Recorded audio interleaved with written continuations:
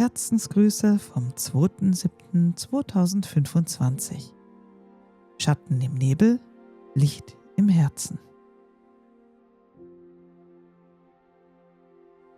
Hallo ihr Lieben. Manchmal flackert das Licht, aber erlöschen darf es nie. Auch nicht, wenn man sich im Dunkeln verliert. Auch nicht, wenn niemand hinsieht. Lagebericht aus dem Krisengebiet in Beresino. Heute wurde erneut in Beresino geschossen. Laut Yannick war es nicht das erste Mal und vermutlich auch nicht das letzte. Er wurde getroffen, verlor kurz das Bewusstsein, konnte sich jedoch rechtzeitig in Sicherheit bringen. Der Schock saß tief, aber er überlebte. Das ist das Wichtigste. Das Auffanglager selbst war bei Ankunft weitgehend in Ordnung. Allerdings wurden im Inneren 2 Stücke Fett gefunden, deren Herkunft nicht eindeutig geklärt werden konnte. Ob sie von einem Tier oder von einem Menschen stammten, ließ sich nicht sicher sagen und niemand wollte dieses Risiko eingehen. Die Jungs aus Beresino haben das Fett daher ohne Zögern dem Feuer übergeben. Abgesehen davon blieb das Camp ruhig. Keine Angriffe, keine weiteren Auffälligkeiten. Und am Ende des Tages zählte genau das. Das Lager steht und die Menschen leben. Und der Funke der Hoffnung brennt auch in Beresino weiter. Besuch von einem alten Bekannten. Am Camp in Prigorodki begegnete ich heute Gangrenigana. Sein Name war mir nicht fremd. Ich hatte ihn vor Monaten schon einmal in Quotzno kurz vor unserem Community-Dorf in Tichina getroffen. Damals war er noch still geblieben, ein Schatten unter vielen, wortlos, aber nicht feindlich. Heute sprach er. In ruhigem Englisch sagte er, dass er meist freundlich sei. Ich glaubte ihm, natürlich. Vielleicht, weil Hoffnung manchmal genau das ist, einem Fremden zu trauen und darauf zu bauen, dass dieses Vertrauen sich auszahlt. Er zog es vor, allein zu bleiben, doch ließ er sich kurz das Lager zeigen. Ich führte ihn durch das Camp, erklärte ihm, was wir hier taten und überließ ihm ein paar nützliche Dinge. Er bedankte sich, dann zog er weiter in Richtung Elektrosawodsk. Später hörte ich, dass er dort auf Blake Lion traf. Auch er sprach ihn an, versorgte ihn, schenkte ihm ein wenig Vertrauen. Und manchmal reicht das. Ein kleiner Funke Menschlichkeit, der weitergegeben wird. General Waste zwischen Wut und Werten. General Waste war heute leicht irritiert, als er sich bei mir meldete. Er fragte, ob ich eine Gruppe mit gelben Armbinden kennen würde. Natürlich. Ich musste schmunzeln, denn mir war sofort klar, wer gemeint war. Er war auf 2 von ihnen gestoßen, vermutlich Davos und Kalle von den Banana-Ops. Sie hatten ihn durchsucht, wie er es nannte, eine Art Sicherheitskontrolle, die ihn etwas überraschte. Die Szene klang ganz nach dem, was die beiden in letzter Zeit häufiger tun. Wachsam sein. Nach allem, was sie in ihrem Heim erlebt haben, war Misstrauen ihr täglicher Begleiter geworden. Ich beruhigte ihn. Die beiden meinten es gut. Ihre Methoden mögen ungewohnt sein, aber ihre Absichten waren stets ehrlich. Und wer Banana Ops kennt, weiß, Sicherheit geht vor. Der General ließ alles geduldig über sich ergehen und bot ihnen sogar eine Packung voller Nägel an. Ein feiner Zug, doch als er mit den Nägeln zurückkam, waren die beiden schon verschwunden. Keine Dankesworte, kein Abschied, das hinterließ einen fahlen Beigeschmack bei ihm. Später stellte sich heraus, dass sie vermutlich eine Falle witterten und daher nicht lange geblieben waren. Eine typische Vorsichtsmaßnahme in diesen Zeiten. Wer weiß schon, wie lange man unentdeckt bleibt, wenn man zu lange an einem Ort verweilt. Am Ende war es wohl kaum ein Undank, sondern einfach nur der Wille zu überleben. Herz aus Stahl? Über Funk meldete sich eine neue Stimme. Caleb. Wir hatten kurz miteinander geschrieben. Er war neu in unserem Cernaros. Neugierig, höflich, freundlich. Nur er sprach mich gleich mit Herz aus Stahl an. Ich musste lachen. Wir hatten schon vieles. Herz aus Holz, Herz aus Glas. Aber Stahl? Das war neu. Klang stark und unverwüstlich. Geradezu unnachgiebig. Aber nein, ich blieb lieber bei Gold. Gold leuchtet. Gold ist weich, wenn es muss. Es kann sich formen, ohne zu brechen. Und genau das ist, was ich sein möchte. Nicht hart, nicht kalt, sondern hell, warm und standhaft. 3 gegen 1 in Tschernogorsk. Tja, und dann wurde ich mal wieder auf die Probe gestellt. General Waste meldete sich erneut bei mir mit einer Warnung. Er war in Tschernogorsk überfallen worden von 3 Bewaffneten. Einer trug eine schwarze Kapuze, einer eine beige Uniform mit schwarzer Weste. Sie hätten ihn zu Boden gezwungen mit gezogener Waffe. »Ich bin Zivilist«, sagte er fassungslos. »Das ist ein Bambi-Gebiet.« Sie nahmen ihm die Munition ab und noch mehr sein Vertrauen. Er hatte sie zur Rede gestellt, laut, direkt. »Mit welchem Recht nehmt ihr mir einfach meine Sachen ab?« Die Antwort war nur ein Schulterzucken und ein Lachen. »Machen wir immer so.« Der General war wütend. Nicht wegen des Verlustes, sondern weil es in ihm etwas erschütterte. Ein Grundverständnis von Anstand, Respekt und Regeln. Ich verstand ihn.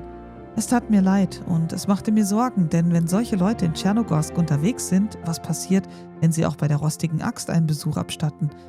Falls wir sie wieder eröffnen? Er versuchte später, die 3 zu finden, wollte sie zur Rede stellen oder zur Rechenschaft ziehen. Am Ende landete er in Prigorodki. Dort traf er auf mich, Black Lion, Pinky und Color J am Lager. Er schilderte alles, Wort für Wort. Ich hörte zu, versuchte seinen Ärger zu verstehen und zu mindern. Gleichzeitig sagte ich ihm auch, wer das Schwert erhebt, kommt durch das Schwert um. Vielleicht, nur vielleicht, hätten sie ihn gehen lassen, wenn er still geschwiegen hätte. Und dann erschrak ich über meine eigenen Gedanken. Genau diese Gedanken hatten mich wehrlos gemacht, als es am meisten darauf ankam. Mir wurde schlecht.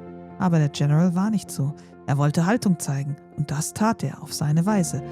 In letzter Zeit habe ich gelernt, das besser zu verstehen. Nicht immer bedeutet Frieden, einfach den Kopf zu senken und alles abzunicken. Manchmal heißt es aufzustehen, auch allein. Er stattete sich am Lager aus. Color J und ich boten an, ihn zu begleiten. Vielleicht hätten wir vermitteln können. Vielleicht war es ein Missverständnis. Doch er winkte ab. Ich will euch nicht in Gefahr bringen. Das ehrte ihn. Nicht viele denken in solchen Momenten noch an andere. Und so zog er alleine los und ich fragte mich, wer diese Gruppe gewesen sein mochte. Die Chopio-Bande? Diese seltsame neue Dreierkonstellation, von der die Banana-Ops gesprochen hatten, oder jemand ganz anderes? Ich hatte da so eine Ahnung. Etwas später kam Yannick vorbei, kurz, wortlos fast, und brachte Fleisch. Ich dankte ihm, verstaute es im Lager und schaute in die Dämmerung. Die Nacht war still, aber irgendwo da draußen war noch immer diese Frage offen. Die 3 Männer mit Waffen. Nebel über dem Sumpf. Ich begab mich zum Angeln. Color J hatte ein Auge auf mich und meldete währenddessen 2 Überlebende in der Nähe, voll ausgestattet. Er hätte schießen können. Es hätte die Angreifer sein können, die den General überfallen hatten. Ich sah sie durch den Nebel irren, hielt Abstand und bat meinen Freund, nichts zu unternehmen. Das hier war Prigorodki. Wir Samariter schossen nicht einfach auf Fremde. Und wenn Color J kein Samariter im eigentlichen Sinne war, er respektierte das. Am Ende stiegen sie in ein Boot, zu dritt, und fuhren hinaus auf die See. Ich bin nicht sicher, wer es gewesen ist, aber sie taten mir nichts und schienen das Camp zu meiden. Das sollte mir für heute reichen. Kein Silas am Feuer. Am Abend saß ich allein am Feuer. Die Flammen knisterten leise, warfen tanzende Schatten auf den Boden und in meinem Kopf kreisten die Gedanken. Silas war nicht da gewesen. Ob ihm etwas zugestoßen war? Oder war er nun doch fortgegangen? Nach allem, was in den letzten Tagen geschehen war, konnte ich es nicht sagen. Zu vieles war unsicher geworden. Selbst die schweigend blieben, fehlten plötzlich. Ich blickte in die Glut und hoffte, dass er zurückkam. Nicht, weil wir viele Worte gewechselt hatten, sondern weil es gut war zu wissen, dass er da war. Still, aber zuverlässig. Ein Teil dieses Ortes, der langsam wieder lebendig wurde. Vielleicht ist das alles, was wir manchmal brauchen. Ein Zeichen, dass wir nicht ganz allein sind. Vertrauter Schatten am Feuer. Abschied von Beauty. Für Whisky endete der Tag traurig. Sein geliebter weißer Adam mit der grünen Heckklappe, liebevoll Beauty genannt, starb. Ein unerklärlicher technischer Defekt, kein Lebenszeichen mehr. Mitten in der Fahrt verstummte das beruhigende Brummen für immer. Er trauerte, wie man um ein Familienmitglied trauert. So viele Erinnerungen, so viele Wege, so viele sichere Heimfahrten. Davos sicherte einige seiner Teile und versprach, sie am nächsten Ada anzubringen, den sie fanden. So würde Beauty weiterleben, nicht nur in ihren Erinnerungen. Nachruf für Beauty. Sie war mehr als nur ein Fahrzeug. Sie war Zuflucht und Windschutz. Eine Botin der Freude in dunklen Zeiten. Geraubt, verschleppt und doch wiedergefunden. Erobert, befreit, heimgekehrt. Zu den Bananen, zum Leben. Wer mit ihr fuhr, fuhr stets mit Hoffnung. Wer sie sah, atmete auf. Wer in ihr saß, fühlte sich sicher. Nun ist ihre Fahrt zu Ende.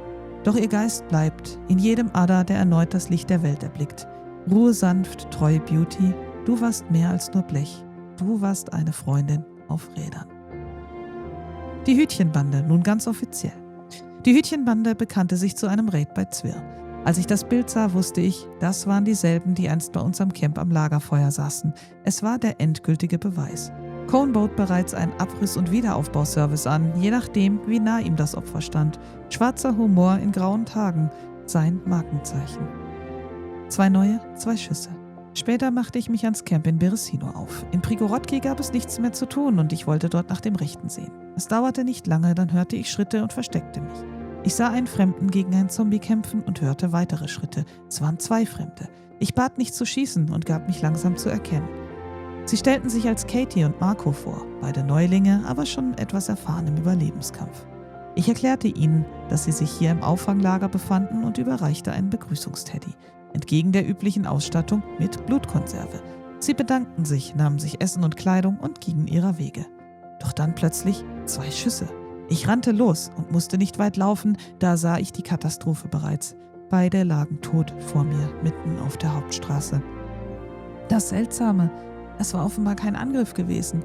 Zunächst dachte ich, der eine habe den anderen erschossen und dann sich selbst. Doch dann untersuchte ich den Tatort genauer.